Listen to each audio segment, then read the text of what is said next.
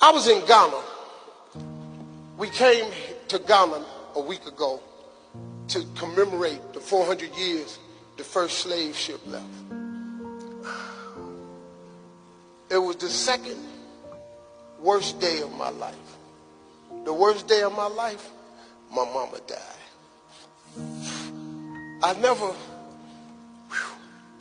never really fully got over that.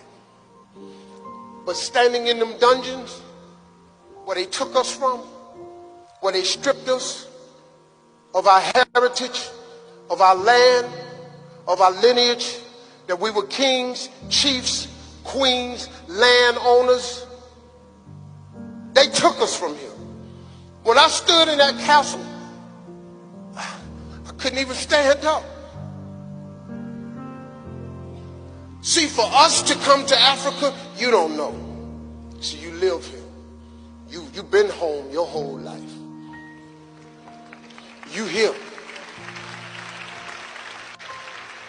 When we come here, it's like coming home to a place you've never been. That's what African Americans feel when we come here. I don't know who, but when I stood in that slave dungeon, one of my ancestors was there. He climbed on me.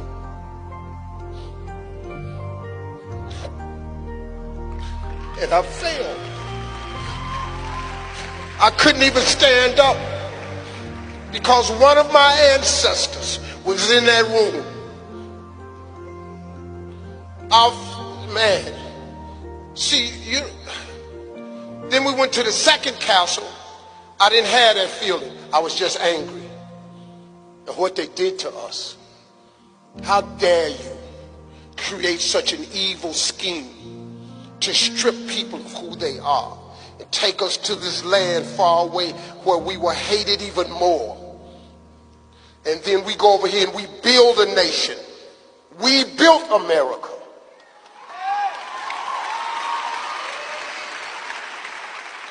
There are families today in America still benefiting from the billions of dollars from the slave trade.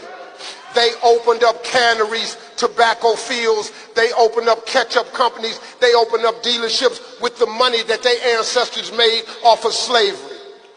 And this country still benefits. The great America, which I was born in, still benefits from the slave trade. This atrocity lasted 400 years. 400 years.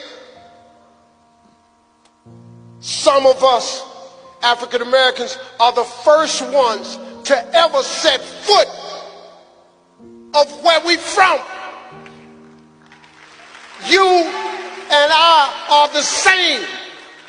When I'm walking around Botswana, I ain't no stranger. Y'all mine, I'm yours.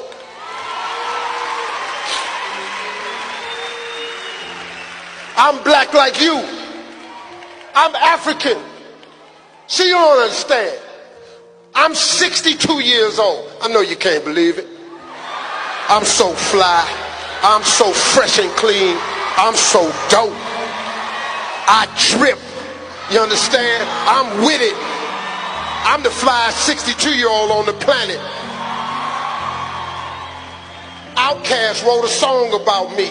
Ain't nobody dope as me, I'm just so fresh and clean. That was about Steve Harvey. Huh?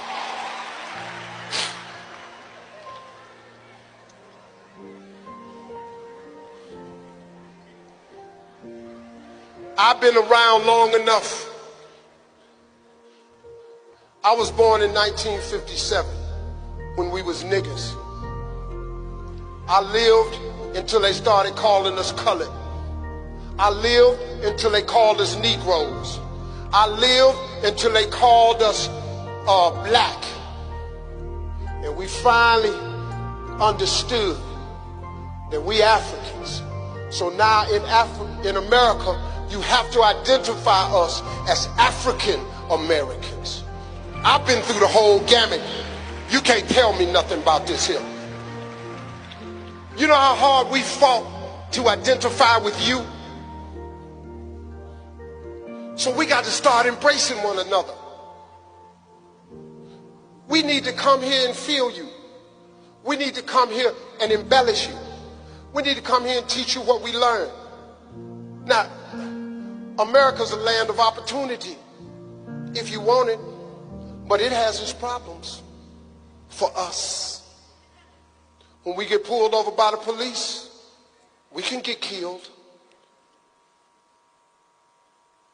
Slavery over, apartheid over, the residue is still there.